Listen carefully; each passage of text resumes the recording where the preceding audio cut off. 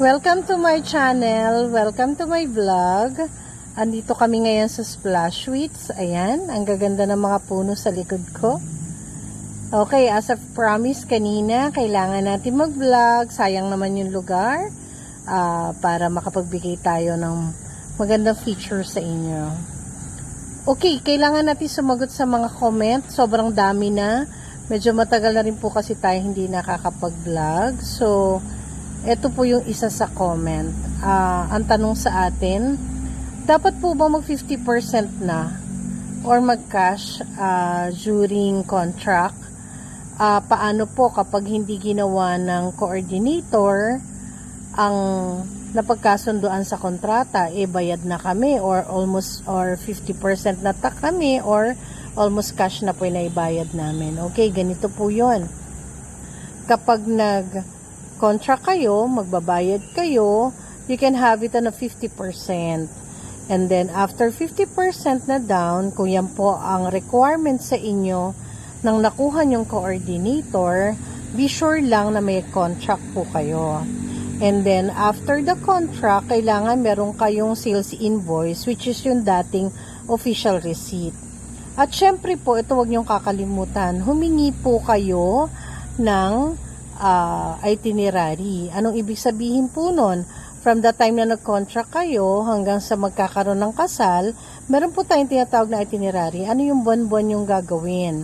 Ano yung mga isasubmit ninyo? So, hingin nyo po sa kanila, ang karapatan nyo po yan. So, after that, hihingi rin kayo ng OTD itinerary on the day itinerary, kung ano naman pong gagawin nyo on that day during kasal. So, karapatan nyo po yun dahil nagbayad na po kayo. And from time to time, kailangan ma-check rin nyo po. I-check kayo ng coordinator, i-check nyo rin po yung coordinator kung what's happening, ano na yung nagawa, ano pa yung mga gagawin. Huwag kayong masyado matakot kung may contract kayo, may sales invoice kayo, at maganda rin po, magkaroon kayo ng documentary, magpa-picture kayo sa coordinator ninyo, upon signing, at saka syempre, yung kasama nyo sila, na nagkaroon na kayo ng kontrata. May pasensya na po, medyo magalaw yung ating video. I'm trying na ipakita yung venue, at the same time, para ma-feature sa inyo yung lugar na ito. Ito po ay third floor ng Splash Suites. Ito po ay open area but overlooking din po ng Taal. So, napakaganda rin po ng lugar. So, I hope nakatulong din po ako sa mga nag-aalalang magko-contract na and then what to do. Baka daw mag-ghost sila ng kanilang coordinator or hindi magawa yung mga dapat gawin. So, ayan. I hope nakatulong po ito sa inyo. Kung meron po kayong comment, please do so.